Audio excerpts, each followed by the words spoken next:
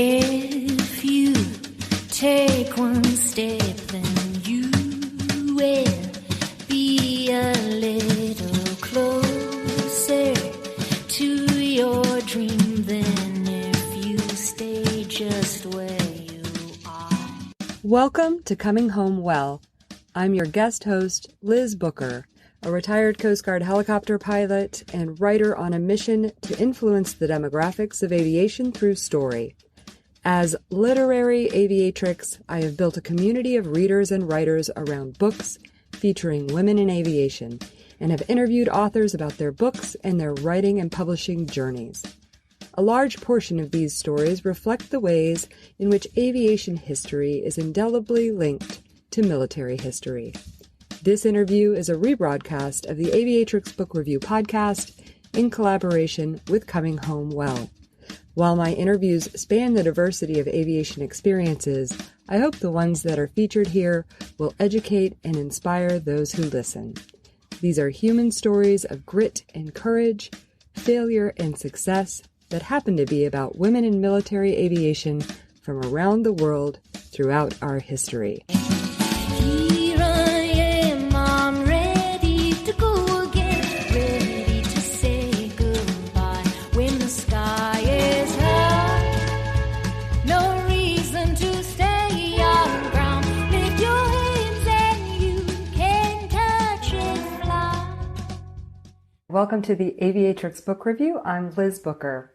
My guest today is a journalist and the author of 4 books, including Bomber Girls, the incredible true story of the female pilots of World War II, and A Spitfire Girl, one of the world's greatest female ATA pilots, tells her story about British Air Transport Auxiliary pilot Mary Ellis. She's a regular correspondent for Britain at War magazine and has edited and produced museum publications. Her expertise, published works, and lectures on World War II subjects range beyond women's contributions to the British and Hollywood stars who served their countries in the aircraft wreckage unearthed from the sites of the Battle of Britain and the Blitz. You can find her at her website, melodyforeman.co.uk. Melody Foreman, welcome. Thank you, Liz. Thank you very much. And hi to all of your wonderful members. Oh, thank you for saying that. We do have some wonderful members and several from the UK. Who sign on at the last discussion of the month, usually because it's early in the day, and it's hosted by the Los Angeles 99s, but the member who runs it has been living in the UK since we started the book club. So, so we have several members from UK, South Africa, and the United States who join regularly. So. And they love your book. I can't wait to talk with them about it. So would you like to start us off, for the people who haven't had a chance to read it, with just an overview of the book? Well, the book is about Mary Wilkins Ellis, and Mary was a first officer in the Air Transport Auxiliary during World War II. And it's only recently, really last 20 years, that the work of the ATA has become in the public eye. And Mary achieved a hell of a lot during her time with the ATA because she flew 400 Spitfires and 76 different types of aircraft. And when I say that sentence, it's a good time to stop and think, because that was a hell of a lot of aircraft that she was shifting over a matter of 4.5, even 5 years. So she had an awesome career during the Second World War because it grew up out of a need, and there weren't enough male pilots who were able to, from the RAF, who were able to move aircraft from factory to airfield. So after it was set up in 1939 by Gérard d'Erlanger, there came a time when Pauline Gower, who became the head of the women's section of the ATA, she put forward the motion that she knew several women pilots who were equally qualified to join the ATA and help with this essential work that they were doing. So by the end of the war, there are actually 168 women who flew for the ATA, but part of the process and the social history was that Mary, alongside all of those other ladies who flew, helped create quite a lot of social change, which I'm happy to talk about as we go on. But Mary had a very long, successful life. She died in 2018 in July, aged 101, and I got to meet her when she was 96. So when we started the book, obviously I had to get quite a move on with a person who was very modest to the point she was sometimes quite shy about her achievements. And she often repeated the phrase, I didn't do anything. When I talked to her about the war, she'd say, I didn't really do anything. And then, of course, once I got to know her better and she agreed to the book being written, which took some energy from me to convince her that she was, worth writing about. She showed me her logbook, and there it was before my very eyes, all these large amounts of aircraft, all these different types that we'd never see ever again because they produced so many different types during the war. And she was very much a person who, there was a kind of inner steel to Mary that you knew that if she said something, she meant it. So we had some fun writing the books, and there were times that she didn't want me to put certain aspects in.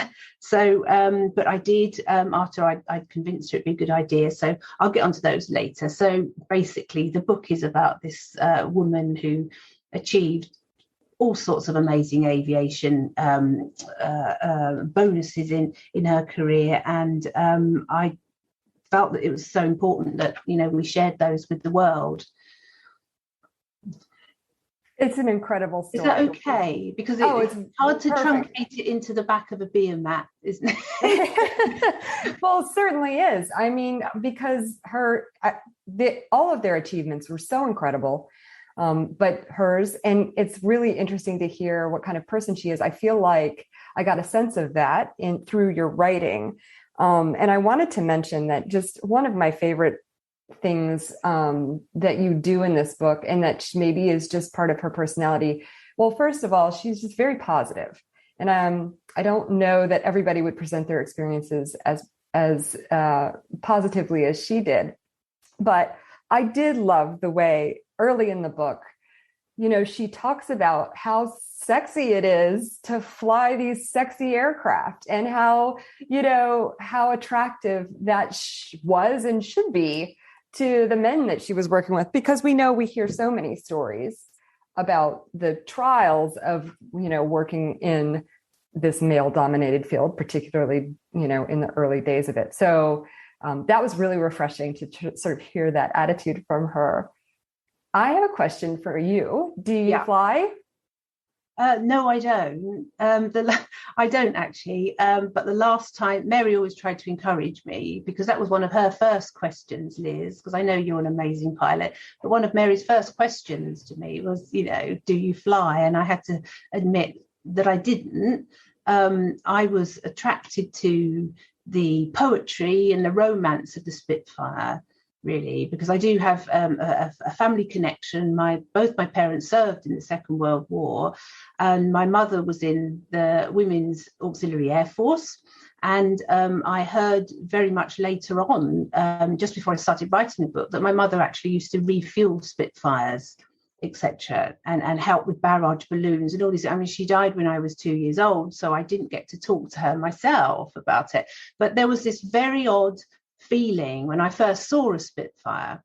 I had the sort of hairs on the back of my neck, and it was through working with Historic Aircraft Collection as a publicity manager that I got to meet Mary. So that's how that all started. And one of the questions she always said to me is, you must learn to fly, because she was quite impressed that I used to like riding horses.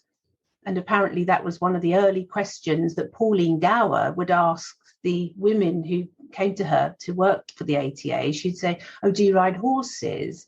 And then, of course, it was Mary who explained to me that if you look at a Hurricane aircraft, there's a stirrup, and it all dates back to the days of the cavalry. So you could put your foot in the stirrup and you could slide down this way into the Hurricane, whereas the Spitfire has the door. And so Mary's story starts with, always wanting to fly as a toddler, and her father lifting her up and placing her on a cart horse to, walk around the farmyard as a child, because she had this obsession of being up high. So when I used to talk to her about it, after meeting Mary, obviously I did get to fly, and I was very lucky to fly at Duxford in a vintage aircraft called a Dragon Rapide. You probably know what that looks like. It's a beautiful 1930s aircraft. I think it seats 5, and I remember getting in, and it was a real slope. But that was a wonderful experience, and I flew in that, and it was wonderful because I could actually touch the pilot on the shoulder, which was extraordinary. But it flew around Duxford, and of course there was a Spitfire which flew around, so we could all get some photographs, which was how everything started when I met Mary, because it was about 10 years ago that I was working for this organisation that took passengers up in a helicopter who like to take photographs, and then of course a Spitfire and Hurricane would fly around the helicopter, and they could get the shots they wanted to. And Mary, I wanted to find out if we could get some veterans down onto the airfield, and it's a beautiful airfield. It's very 1940s, one big grass airfield, absolutely stunning. So she was really pleased to be invited to come along. I wanted to know if there's any women pilots left before I'd even heard of the ATA, and that's how we managed to get her down. And one of the funny stories was that they sent her an aircraft, I think it was a Chipmunk, to pick her up from the Isle of Wight, because obviously she lived over the Solent, so there was a kind of a flight involved for this, because she didn't want to drive. It's quite a hectic journey. You have to get a ferry and then drive from Portsmouth all the way down to Kent.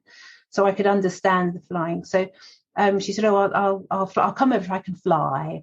She said, "I'd love to come for the event." So they sent the Chipmunk to go and fetch her. And the first thing she said when she clambered out of the aircraft was, "Oh, he was going so slow. He was flying so slow." Because she's used to the 400 miles an hour of the Spitfire. She was so funny. This poor guy looked a little bit kind of taken aback, but then she tapped him on the arm and said she was just joking. That's adorable. Oh my gosh. There's so much there. So first of all, I loved the story about the hurricane and the stirrup, because I've observed, and we talked about this last year when we were reading about, or earlier this year, when we were reading about one of the early American women pilots, Poncho Barnes, in the Happy Bottom Riding Club. And just sort of this theme that I've experienced getting to know other women pilots, of women who ride horses or who have an interest in riding becoming pilots. And I love that you specifically addressed that in the book, and sort of the parallels between operating a machine like an aircraft and guiding a large beast like a horse. Yeah. I mean, I did, there's a museum near to here, and they have a Spitfire simulator. So I have had a try at that. But sadly, when I did take it up, I did end up crashing into the fence at Biggin Hill, which wasn't too much fun. But they've got a wonderful guy there who's a friend of Mary's, called Jerry Abrahams. And he's 100 years old almost, and he's still at the museum instructing. He was a bomber command pilot during the war, and he's still instructing anyone who wants to have a go on the Spitfire simulator. So it's probably time to go back and see him and have another try. It wasn't that successful. I just felt really strange, and I kept thinking I was driving a car. It's so weird, the kind of rudder thing. So anyway, meantime, I'm not saying I wouldn't like to learn, but maybe soon. Yeah. Well, first of all, don't feel badly about crashing the simulator, because it's a very different experience than flying the plane. I promise you that. Oh, really? Oh, okay. Yeah. I guess it was a bit of a kind of a casino game. You do get that idea, but it was interesting, really. Yeah. Well, and we'll forgive you for not being a pilot, because you brought your writing expertise and your passion and interest to Mary and the other women who flew during World War II. Tell me about that. So you were a journalist already, and how do you go from being a journalist to a book author? in writing about these women? Well, it's a long story, but I trained to be a newspaper reporter on a local newspaper called the Kent Messenger Group, and that was quite a steady training, and I did lots of qualifications in the late 80s under the National Council of Training and Journalists, and so I was kind of there in the romance of journalism. And I probably shouldn't say this, but, it was one of those offices like the Washington Post where people smoked all the time. And I had a very lovely boss, and I won't mention his name, but he's not with us anymore, who used to drink sherry out of his mug instead of coffee. And there was smoke everywhere. And if you weren't in the pub, you weren't talking to people getting stories. And of course, now it's very different, of course. So I worked for 7 years for that particular company. And then I thought I'd quite like to be a famous playwright. And I went to university as a mature student. And I spent 18 months in Holland at the University of Amsterdam and then Utrecht, which had a wonderful time. It was very liberating. I met lots of lovely Americans and people from all over the world in the seminar. So it was very kind of, enlightening for me, basically, to get out of Southeast England, where I'd been all my life. And then I returned, and I didn't become a famous playwright. I graduated. And then after that, I went back to newspapers, and then I worked briefly in television for some miscarriage of justice documentaries. And then it was back to newspapers again. And then in 2012, it was time to have a change, really. And print was beginning to really started to fold in on itself because of the internet, and advertising revenues were dropping down.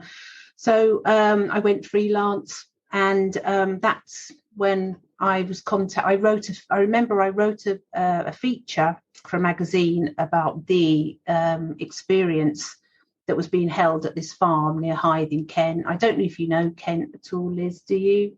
No, I don't. My grandmother retired. My grandmother was in the U.S. Foreign Service after she served during World War II as a member of the Coast Guard Auxiliary. But she married a British Royal Navy officer, and they retired to Surrey. So I visited, but I don't know it well. Oh, excellent. Well done. Whereabouts did you go?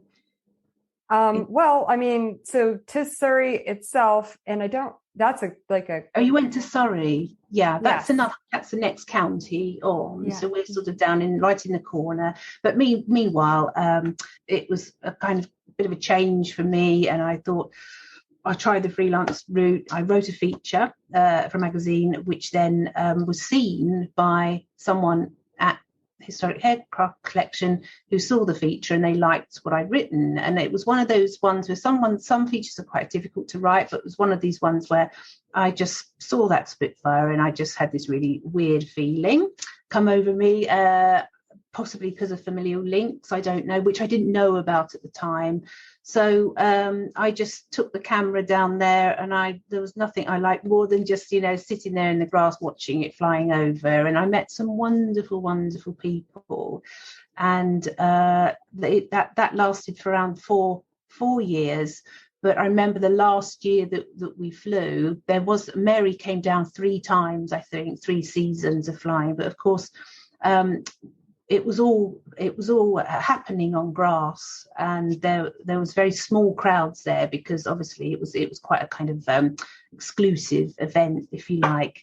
And then after the event, in the helicopter, people got a chance to look around the Spitfire and then talk to Mary and the pilot, and she loved all of that. She did like explaining what was everywhere. And then she said, I don't want to tell you too much, otherwise everyone will be flying one. So she used to be really sort of like tease people about what it was like and the speed. But I also remember she said to me, you can't relax. She said, if you're flying a Spitfire, and a Hurricane too, but especially a Spitfire, you can't just sail off and think you're having fun. She said, because every single second you've got to keep your eye on all of the dials. So you have to keep them in a certain position. and you have to be going at a certain speed before you can actually decide you're going to come into land. So she was explaining to people, it was quite sort of tense. No flight was ever the same. And I hope I kind of sort of made that clear in the book, that she didn't ever claim it was a piece of cake to take off in one. And when Charlie Brown, the pilot, was about to take off, she always said, "Oh no, if he lets that engine run anymore, it's going to overheat." So she was always ready, as if she was still in the cockpit. So that's when it started. And so I then suggested they put some veterans in, as I explained, and then Mary came along, and we got chatting. And then also we invited Joy Lofthouse down to the event as well, and Mary knew Joy very well, and they often had some banter, and then they'd bicker. We liked a bit of bickering sometimes, even in their 90s, which was always fun. And then there was lovely Molly Rose, who I mentioned in the book, who was really helpful to me when I was writing the book, actually, because Molly was very avuncular and very outgoing, and she was much more forthcoming with information sometimes than Mary, who was just, I was just having a wonderful war and I was flying. But Molly gave me all the sort of nitty gritty of what it was like when you took off and you found you drunk too much tea and you had to put down because you needed to spend a penny. So all those kind of stories came from Molly. And the complaints, there was nowhere to stay if you got stuck in Blackpool overnight, because the RAF, everything was built for the men, as I think we know I've discussed. So anyway, but when the aircraft experience that I knew was transferred to another airbase, this was actually all tarmac. And so, of course, the owners of the Spitfire weren't very happy, because every time, it landed on the tarmac, the tyres were going to get bashed, and they're so expensive. So, and it kind of killed it on tarmac, the whole experience a little, because you didn't get the sense of the sort of wartime nostalgia with the tarmac and the fence. You couldn't actually take the camera out really to get the shots that you wanted. So then that sort of came to sort of a halt. And both of the aircraft, they were still based at Duxford, so they're flying around Duxford at Cambridgeshire now. So then but by 2015 I'd floated this idea with Mary about the book, and floated it again and again, and we kept in touch. And then I made the visit to the Isle of Wight, and after that I can't remember how many visits I made, but whenever I could afford it, over I went again on the ferry, drove to Portsmouth, went over the Solent to see her on the island at Sandown.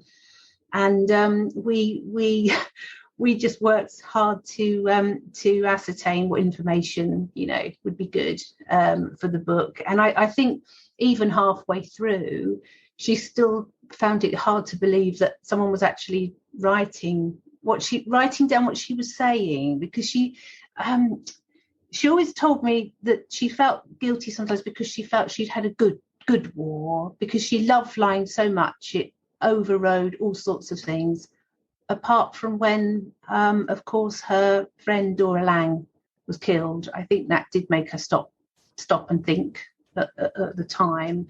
And Dora's story is in the book.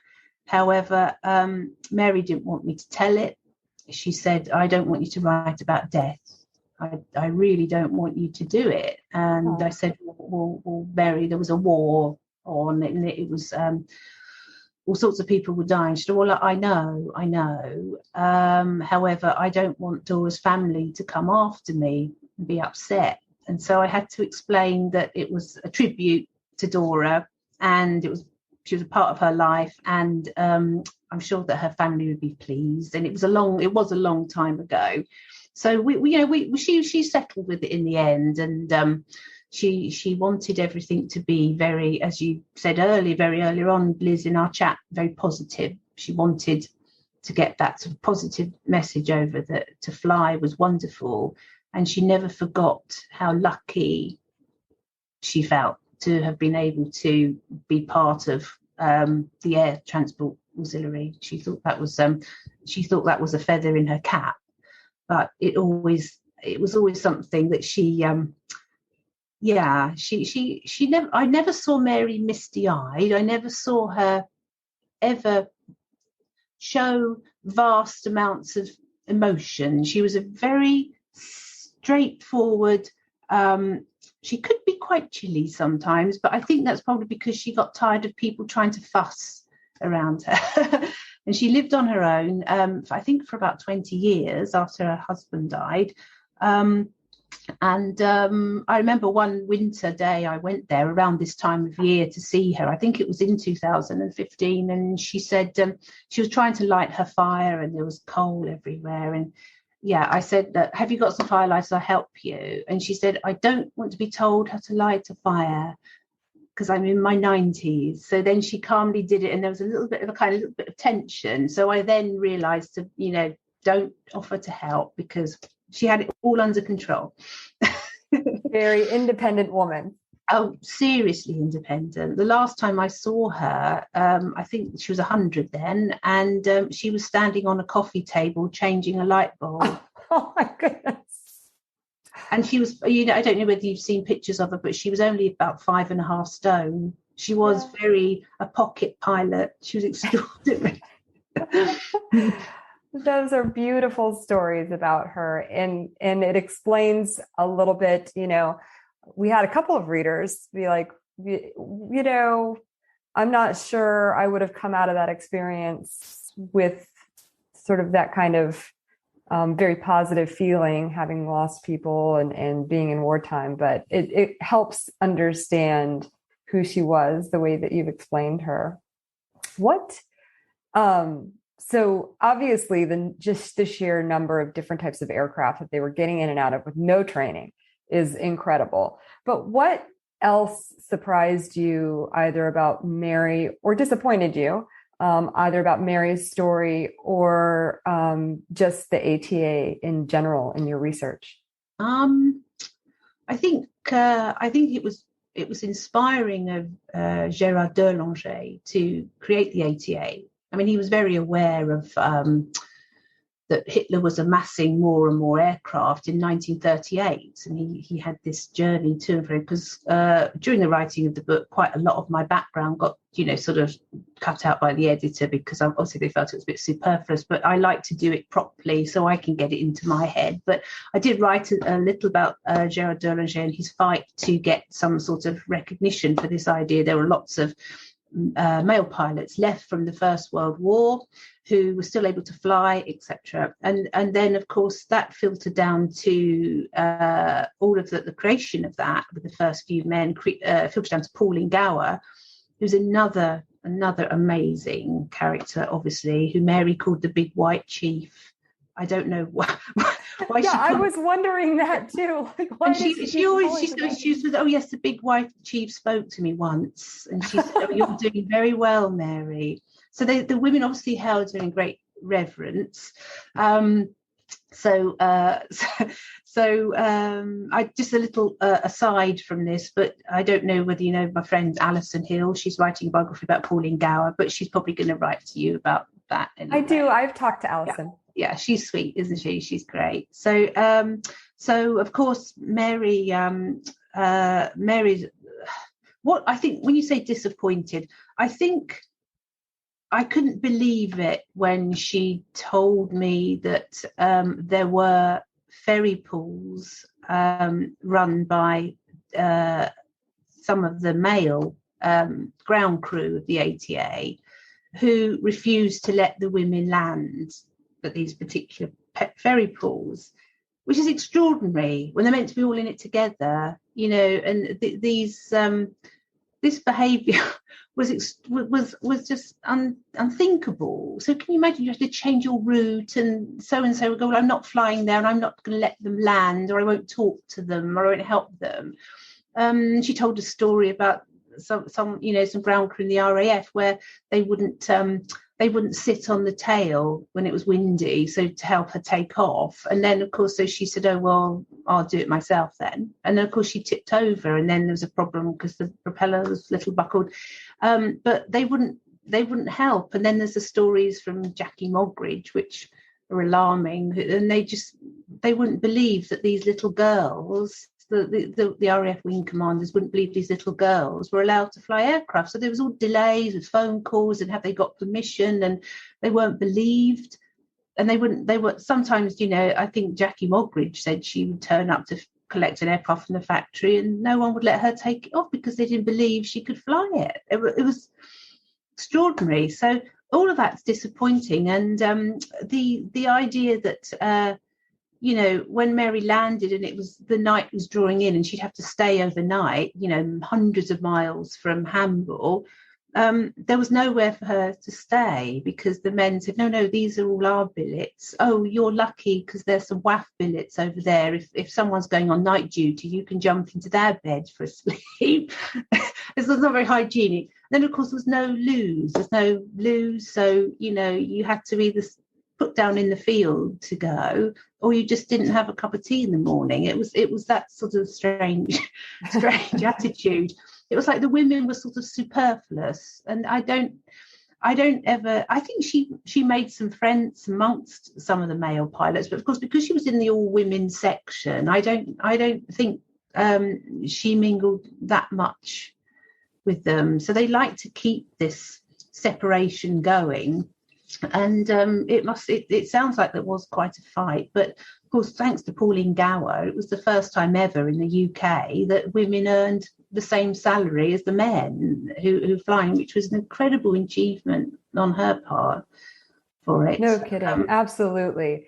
And you'll be appalled to know that as late as 1996, there was no female bathroom in the hangar at the air station that I was stationed at in the Coast Guard. Oh, wow. So this is something that we've been dealing with that recently. It's ridiculous. It is strange, isn't there? And there's all this, myth around this idea that women shouldn't fly at certain times of the month. I mean, I think still that kind of goes on a little. And you saw my note about when Mary was running Sandown Airport, and she was still friends with Jackie Moggridge, who was then flying for a private airline, wasn't she? And she was ferrying passengers to and fro, I think Jersey and Sandown. And Jackie just could not reveal herself to be a woman flying that aircraft. So she'd contact Mary in the control tower and said, oh, put the kettle on, I'm coming in to land. She said, I'll wait until they've all got off, disembarked, and then I'm going to run over to the control tower with my headscarf and a newspaper in my head. But they had a laugh. They laughed about it. But even then, if anyone had found out they'd been flown by a woman, they would have freaked out. It is extraordinary, isn't it? But it was laughed at then. They had to just accommodate it, and it was, Well, good for them having a sense of humor about it. We don't all have that sense of humor. So I can imagine. But the idea that, that Jackie was employed to, fly a passenger aircraft, and yet she had to kind of remain like out of the picture completely. It was extraordinary, because I think if she had revealed who she was, I think she was threatened with the sack, she told Mary. So, oh, wow. Yeah, it is. That I guess that was the disappointing thing, where even in a time of great crisis, men still thought, whoa, women should be at home. I think it was C.J. Gray, the editor of the Aeroplane magazine, said they should still be at home cleaning hospitals or washing the floor and making the dinner. Right. Yeah. And I saw that comment, that quote. Yeah. In fact, I marked that comment and quote in here because, I can't scrub a floor very well, but I can fly a helicopter really well. Wow. So, It's just like, give me a break. I know. And I know it was back and it was very different times then, but it was kind of, I think if you were a female and you were going to step out of the mold, you just had to take it on the chin, didn't you? And you met those confrontations, if they were confrontations, when you had to, and you had to kind of dance around them, which I think brings me to that old saying, wasn't it Ginger Rogers who said she had to do everything Fred does, but backwards and in high heels? Oh, yes. Which made me think of, of what the women were doing in the ATA. But of course, they all believed in the honour of it, I think, and the duty. So I guess it pulled them through any annoying politics that was clearly they loved the flying too, so that's what brought them there. So this book is so well done, telling us Mary's story, and then some of her cohorts as well. We got to know several of the characters that you already mentioned, but they were obviously part of this bigger picture of women flying during World War II.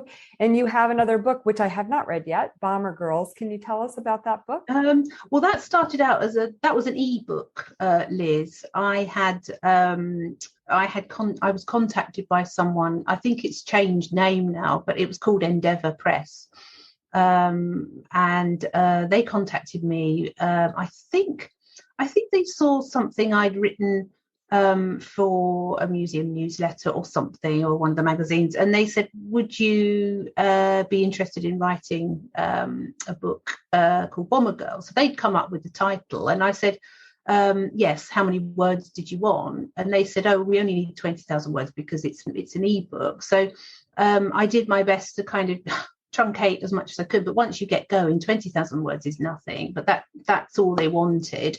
So and that sold very well. When I think that came out in 2014. I know I'd already met Mary and we were about to start on the biography, or we were thinking about it.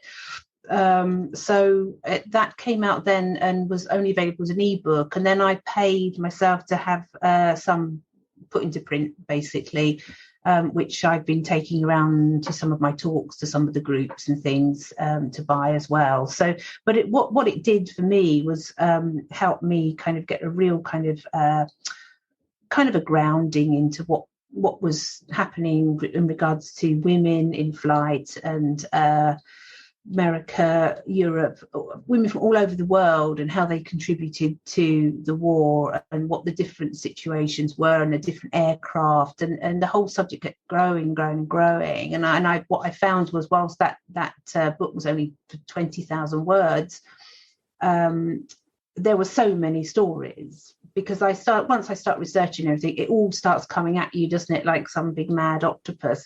And I had to make those decisions about what I conclude. So if there's just a couple of sentences, or there's not very much about the wasps, I do apologise. It was because I was trying to reel everything in, and then all the stories start coming out, and you start building up this big stack of biographies, thinking, it's such a massive subject. So that's how that started. So if you think Bomber Girls is a little bit ABC of women in aviation, it's I think they wanted me to kind of aim it for young people, for pupils, school children, and teenagers who didn't know anything about the war or women involved with flying. Well, that's great to know, and it's a one book among a canon of books about women who flew during World War II. And then there are also so many other stories that haven't been told yet. Last March, I highlighted the women who flew for their countries during World War II. And so I highlighted a bunch of those authors in books, both fiction and historical, or both nonfiction and historical fiction, that feature characters from all of those, from all over the world. And then we also read, obviously, The Women Who Flew for Hitler by Claire Mully, which was also excellent. That's earlier. Yeah, it was very well done. You mentioned earlier sort of the context of social change that the ATA brought about. Can you talk a little bit more about that? Well, as I mentioned, this idea of Pauline Gower and her background. Her father was a politician, and Pauline worked for his constituency. He was an MP, so Robert Gower, and she got to be quite wise to the way politicians work and what she had to say to get what she wanted. So, of course, when she became the section commander, she was all very keen to put forward this idea that women were doing an equal job, etc., and therefore they deserved equal money. But of course, by using her political nous, she was able to turn the tide on some of that male kind of refusal to accept and admit women into the wonderful world of fighter aircraft, because obviously at first the women were cast into this world of you can only fly the Tiger Moth, and that's going to last forever during the war. And it was down to Pauline again to actually raise this idea that women had a brain and they could fly. Therefore, when could they fly the Hurricane? When could they fly the Hurricane? When could they fly the Spitfire? When? And so she kept on with this kind of idea of career justice, I guess you could call it, really. And finally, after talking to Lord Brabazon and obviously with her father's help, she lent on the Ministry of Defence, and eventually they got permission, didn't they, to fly. And so Winnie Crossley was the first woman to fly a Hurricane. And then you have Margie Fairweather, who flew the Spitfire for the first time. And I loved their reactions afterwards. I think Winnie Crossley just shrugged her shoulders and said, yeah, it was fine. And then Margie Fairweather just said, oh, it was delightful. Whereas the men, they make a big fuss, oh, we're great achievers and we've done all this. And the women just went, well, yeah, it's a fighter aircraft. But it always made me chuckle because Freydis Sharland, who's been dead a while now, bless her, but I've seen her in lots of documentaries. And she always said that the best treatment the women got really were from the Polish pilots, the male Polish pilots, because they always instructed the ATA women to collect a Spitfire Hurricane from the factory and make sure it was fully loaded with ammunition. So when they landed at the squadron, they could jump in immediately and go off and attack the Luftwaffe.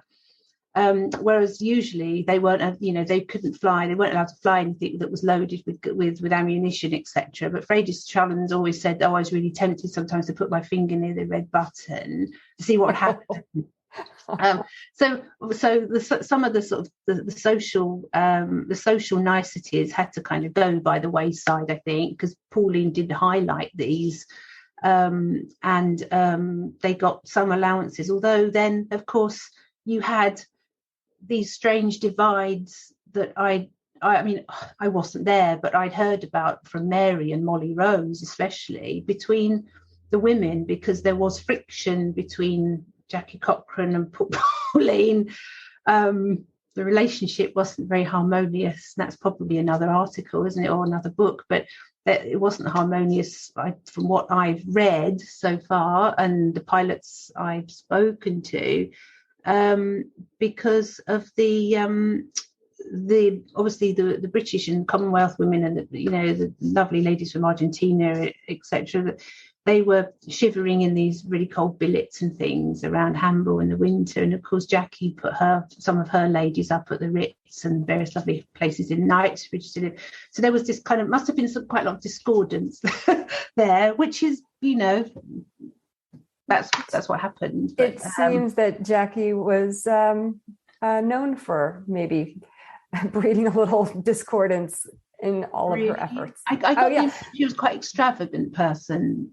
Well, and extravagant, and her methods sometimes were interesting. I'll just put it that way. So all of these ladies' accomplishments opened the doors for another British female pilot that we'll read about next year, Mandy Hickson, who wrote the book An Officer, Not a Gentleman. And so I'm excited to read about her. I know she flew a couple of combat tours in Iraq and Afghanistan. So, wow, that would be so good. Yeah, she's a recent jet pilot. So we'll wrap up our discussion of the book and shift into talking about writing in just a moment. But before we do, you have a couple of other books out there that are also focused on World War II history. And I saw on your website, you offer some lectures. Can you tell us about those? I do. Yes, well, there's a book I had published in January 2020 called The Wreck Hunter. And this is about a chap I wrote a story about. And then I soon discovered that this was very much like Mary, more than just an article, because he'd actually dug 900 wrecks from the Battle of Britain and the Blitz. So if you think of that, this started in 1962, before anyone really had started to dig aircraft. And the interesting thing about Terry, who's in his 80s now, was the fact that he, while all his friends in the early 1960s were out, seeing the Beatles and the Rolling Stones and doing all the 1960s things, he remembered the Battle of Britain as a child. He had a story that affected him very deeply. When he was 4 years old, he was walking along the high street in Biggin Hill, and Luftwaffe Dornier just strafed the high street, and he had to jump out of the way. I don't know if you've read the book or seen it, Liz, but he always remembered, this terror that shot down his high street, this bomber. And forever after, he was keen to remember the pilots, because he lived in Biggin Hill and his grandfather worked there, and his grandfather often come home with stories of who didn't come back and who did come back, etc., etc. So when he got his metal detector when he was in his early 20s, he started talking to various people in the village, and they'd say, well, a Spitfire went down in that field, and one over there and one over there. And so he gradually began tracking them down and then investigating as much as he could. It's the story really of how we chose out of those 900, I think there's 20, and how, because of what he'd done, he managed to make contact with relatives who had no idea of what happened to their father, their uncle, their brother. Oh, wow. And there's some very sort of emotive stories, and so that's was always a challenge to pick out which ones do we talk about, and what happened when he found the site was occupied. Now everything was done to find an aircraft that the pilot had bailed out from, but there were occasions when he would be digging, especially before 1986, when the Military Protection of Military Remains Act came into power, and it became much more stricter. You couldn't just go out digging willy-nilly. You had to get permission, quite rightly, because there were people who were finding the remains of aircrew, which was deeply unpleasant. So he always did his best to find the ones where they'd been bailed out. And there was a brilliant book published by Francis Mason called Battle Over Britain, which listed all the aircraft, including the Luftwaffe ones. And of course, remember, we live in the southeast of England, especially Kent and East Sussex, where a lot of them were going down. I mean, I think September the 15th was raining aircraft. So you can understand why there were so many just scattered around. And of course, the RAF were very busy. And if an aircraft went down into the ground, more often than not, it got left there, which sounds unbelievable. Or, which is worse, they sent the local scrap metal man to go and clear up the mess. It was brutal. And the British had a very odd attitude to how they recovered remains. And then, of course, 22 years later, Terry said that no one was interested in what he was doing in the 1960s because people wanted to forget the war. And, Right. why are you spending all this time doing all this? But he did, and he got involved with various museums, and he actually dug an aircraft in my village where I live in Kent. And I've actually got some pieces of some artifacts from that dig, which people find quite sort of, emotive, very sort of visceral thing that they could feel, because that took part in, one of the greatest it was the world's biggest aerial conflict that will ever happen in our lifetime. And you've got this little piece of an aerial, Bakelite aerial, that sends sort of shivers down my spine, actually, because I think objects like that, people want to hear about people who've saved their lives, don't they? They still like to hear about heroines and heroes, or just heroes, and when you find something from an aircraft that's a symbol of liberty, as Mary would have said, it was Yeah, it was so that book was quite a challenge to do, because there was quite a lot of piracy and things I had to sort of leave out, sadly, because I didn't really want to kind of denigrate the whole idea of it. But now, fortunately, it's regarded as a a proper archaeology. It's recognised, and there's a group of wonderful ex-service men and women who belong to this organisation called Operation Nightingale. And now, if there's any aircraft discovered, they immediately, they're there, they're in charge of the scene, they cordon it all off, and a proper excavation is carried out. I think the latest one was about 8 years ago. They found, I think it was a Canadian, an aircraft with a Canadian pilot remains still there, but every little thing they did was done with beautiful precision, and it was all wonderful. So it's very much more controlled now. That's what I'm trying to say. It's not just some sort of treasure hunters thing. So that was the Wreck Hunter, which I found, it was a interesting one to do. And I hope that those relatives that I managed to find, and there was one lady there who was Belgian, and her father he left the family home in Belgium. The Germans had invaded, remember. His name was Albert van den Oostenrijk, and he tried to he left Belgium because the Germans were on their way. He tried to join the Free French, and that worked for a little while. And then, of course, France got invaded. So he made his way over to Britain to join the RAF, because, and it's those men whose country had been invaded who were the most aggressive when it came to flying the RAF, as you know, as Claire pointed out to you with the Polish. Yeah. So I managed to basically visit the place where Albert got shot down on September the 15th, on the bloodiest day, which is about 10 miles from where I live. And the farmer has a plaque. The father of the son now put this lovely plaque up to this pilot, who'd managed to bail out, but he got caught in a tree, which is really sad, was killed. But the aircraft went into the river. So Terry, in 1983, he got this Hurricane out of the River Stour, and basically because he had a very unusual surname. I think he was Belgian aristocracy, and Albert, and we managed to track down his daughters, basically. And his younger daughter had found a letter that Albert had written to her mother, his wife, and it was very emotive, and it's in the book. But she said, for all of my life, I didn't like my father. I just felt that he'd run out and left the family. My mother never talked about him. And yet, when she read that letter that he said, I'm doing this for all of you because I believe in liberty, and, I hate the way that the Germans have taken over, and that's why I've gone to England. I didn't mean to leave you.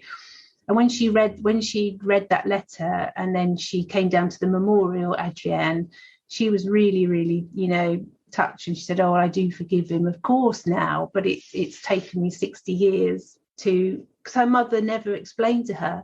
She was just left with this idea from being a 2-year-old that he'd just disappeared, he'd just gone off, and he'd gone off flying because it was some sort of adventure." So it was that was an interesting one, and something I won't forget. So when you mentioned earlier on in your questions about how did writing the book about Mary change my life, well, it did change my life, and in a way that I still find it's history, isn't it? And I don't think we should ever forget those who took part in areas of history that had a real cause to them. And I don't think any politician should really be in politics unless they've studied history, because people keep repeating themselves. There's lots of repeating going on. So Mary's story was something that we could, we could make concrete what did happen, and when will we ever learn? And the story of, Albert van den Ertstenrijk and all the other pilots the air crew that I were writing about, including the Germans as well, and all the mysteries that went on around it. It just drives home to me all the time that history is the only thing we have to ground us in lots of ways, good ways and sort of bad ways sometimes. So sorry, I'm getting a bit heavy now, but that was the effect of the Wreck Hunter. And I'm doing a talk at Waterstone's bookshop, which is a very big bookshop in Canterbury in East Kent, about the Wreck Hunter. And before you go on to the other things, I just want to stop there and say that so you personally experienced these things from your research and from writing about them, and I kind of have a sense for why these things are important to you, having heard about your parents. And I posted about this on Veterans Day, and I was very deeply serious about the ways in which my opportunity to read these histories is truly starting to weave this beautiful fabric of connection between me, little old me, just another pilot. I'm not the first of anything, but the ways in which I am connected to Mary, and to the women who came before her. And the fact that you took the time to do the research, that you spent the time with Mary to tell her story, it helps me understand history. It helps me understand my place in it. I was never a history buff. I had to study some of it for some of my military development. There are certain histories that interest me more than others. And so I've spent a little more time on those, particularly Caribbean history, in the context of my work. But for me, as a woman, and as a pilot, I have this access point through books like yours to the broader picture of history also, that I wouldn't necessarily maybe have been interested in without having that connection. So all of that to say, my deepest gratitude for your work. Thank you. I was concerned about the technology of the aircraft, because I knew that aviation is quite still male dominated, and they're very into the technology of aircraft, aren't they? Whenever I've done any talks or lectures to anyone about women pilots of World War II, or talked about Mary and things, there's always the odd hand that goes up who starts questioning me about the different marks of Spitfire. And there was exhausting. One man, I'm sorry. No. It is not your fault. It's always the guys who get very, because I like the social history. Let's be honest, but the technology of it is quite scary for someone like me, who's a humanities person. And I know about the 26 different marks of Spitfire, so I know the basics and the teardrop. Cockpit hood, and the one that didn't open properly, and I kind of learned all the things that kind of people remark upon, but the actual technology of how it all flies and everything, I'm not really great on. So there was I remember one guy who asked me, he said, I won't do the accent. He said, I spoke to Mary Ellis. He said, and she said her favourite was the Mark 9. Mary had told me she liked the Mark 5. So I know, and I said to him, and he was getting quite aggressive about this. He said, but you've got that wrong. I said, well, she told me one thing, she told you another. She might have been talking about the height, because I think the Mark 9 could go higher at a better speed than the Mark 5, but the Mark 5 was more nifty, she said. So, but he was very annoyed about this. But fortunately, the person hosting the event moved the question on. Some of the other comedy ones I've had, Liz, was a gentleman of a certain age was quite annoyed to find out that they didn't have any awareness of health and safety. And I was on the verge of saying there was a war on. He said, but weren't they aware? Didn't they have to fill in any forms didn't they have any safety? I said they had a parachute. In those days they had a parachute. he said, but why did they fly if they knew the risks? And it's turned into some sort of, weird, and he said, well, what do you know? Because Mary was a little girl. And then he started all this thing again with, actually, why should women be flying? But then he was someone else and I got moved on from, fortunately. Otherwise there would have been some interesting further developments, and a word might have been used like well, okay. I thank you for enduring that absurdity. No, it's England, isn't it? And you're going to get this. So I try to kind of have a bit of a joke with it, really, and try and sort of bat them away when they say that. But majoritively, people really like to hear, especially because so much of it took part around this part of Britain. Mary was often flying over Kent. I think she told me about the various airfields that she knew, and Lashenden and things, and so. And we still have Spitfire up the road at Headcorn, which flies over quite a bit.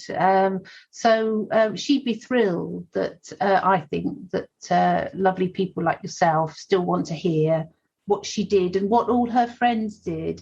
That's that. And then the other book I've sent to my publisher in March is the Battlefield to Big Screen, which got me back into some more aviation again, because I've written about 3 Hollywood British stars.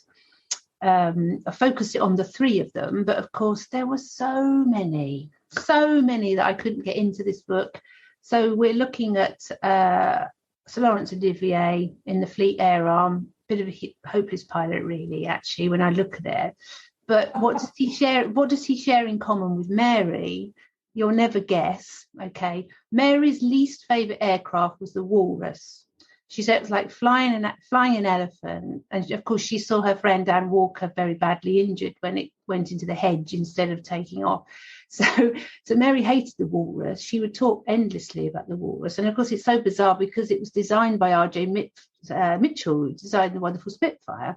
So the Walrus was hated by Mary. She hated flying the thing.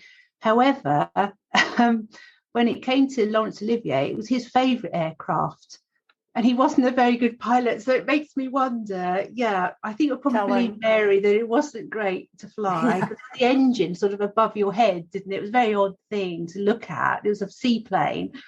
So that was the little link there, really, which I thought lovely. I threw into the book there, actually. But so I've looked at Laurence Olivier and all the propaganda films that he started to make, obviously, and get involved. And then that introduced me then to all the politics that was going on in Hollywood with regards to, because America didn't join the war until after Pearl Harbor.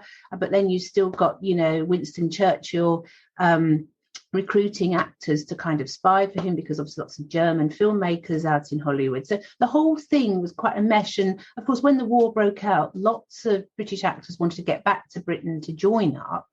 But Churchill told them to stay, because he said, if we're making propaganda films, we don't want, we want British people to carry on playing the parts, etc. We're going to get the message over convincingly. But most of them just ignored this, and they did come back. I think it was just the older ones that stayed out there, who'd fought in the First World War. And Church said, we don't want you. So I've written about Olivier and the wonderful Sir Dirk Bogarde, who I just worship. I just love him. And I met him once. It was wonderful. And he was at RAF Medmenham, because he was in the photographic unit, which you probably know about. So there was Dirk and all the people he knew who served, and of course he was one of the first soldiers who walked into Bergen-Belsen, and it changed his life forever. So that's why he became very distant towards the whole business of show business, and remained quite grounded and very sort of reserved, guarded person. And then of course so that brought me into all of that area of the war. And the photographic work, Medmenham. And then last but not least, of course, I had to write about Audie Murphy, because what can I say? But, sort of America's, most amazing soldier, really, wasn't he? And his fact that he made the film To Hell and Back, which is the story of his life, and and of course, yes, I mean, he was very macho, wasn't he? He was the guy you want to share the trench with. But I had to get, some American figures, and also Tony Curtis. So I haven't forgotten lovely America either. So I've tried to spread it. And of course, there was Vivian Lee, who risked her health to entertain troops in the desert. And then I've introduced some of the women who were serving as well, who then became well-known actresses as well. So it's so that one I was very lucky. I managed to finish that one during the lockdown time, because I don't know whether you know, but I helped run a bookshop. A Tudor bookshop in East Kent. One day you'll have to come and visit, and we've got beans and things, and King Henry VIII apparently went into our bookshop. So it's part of Waterstones, which is now part of your Barnes and Noble. And I know the Spitfire Girls for sale in Barnes and Noble. Hurrah! So during the lockdown, obviously, I was unable to go anywhere. So in a way, it gave me a chance to finish Battlefield to big screen, which was a little beyond the deadline. So I'm hoping to hear from my publisher soon about a publication date, because I haven't had the proofs back yet to edit that. And sorting the photographs was a bit of a minefield because of all the copyright issues, etc. So that's been happening. And then I'm just towards the end of another book that sprung from that one. Have you heard of a series here called Dad's Army? You've probably heard of that, haven't you? I have not. It's about the British Home Guard, and it was made in the 1970s, and it's all terribly sort of, seat of the pants, old men coping with what to do if the Germans turned up. It's a comedy. So that sprung out of that one. And then there's one more I've signed up to do called Women at the Battle of Britain, where we'd be looking at the women who worked in the radar and Bentley Priory. If you get to come to England ever, Liz, you must go to Bentley Priory. It's the most amazing museum, where they commanded the Battle of Britain from. But there was a lot of women based there, obviously helping to plot where all the aircraft were going. So that's the plan so far. But I'm always looking out for another biography, really, because I think that's probably where my heart is. So, well, this is all so fascinating, so wonderful. Thank you so much for the book. And for all of your other works. I can't wait to read those. And thank you for your time for this interview. Thank you for inviting me. I'm really touched that your members wanted to. The ones who read Mary's story. I just think it's really wonderful.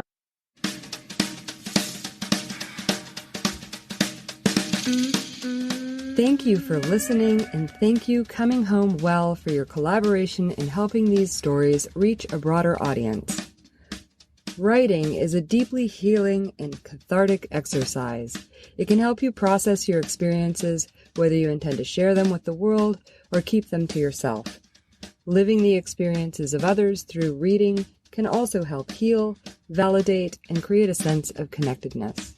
If you're interested in hearing about how these authors brought their stories to life on the page, check out the Writer's Room interviews on the Aviatrix book review website and podcast. If you'd like to join the book club conversations, look for the Aviatrix Book Club on Facebook. All are welcome. And connect with me on social media at Literary Aviatrix. I'd love to hear from you. Blue skies and happy reading.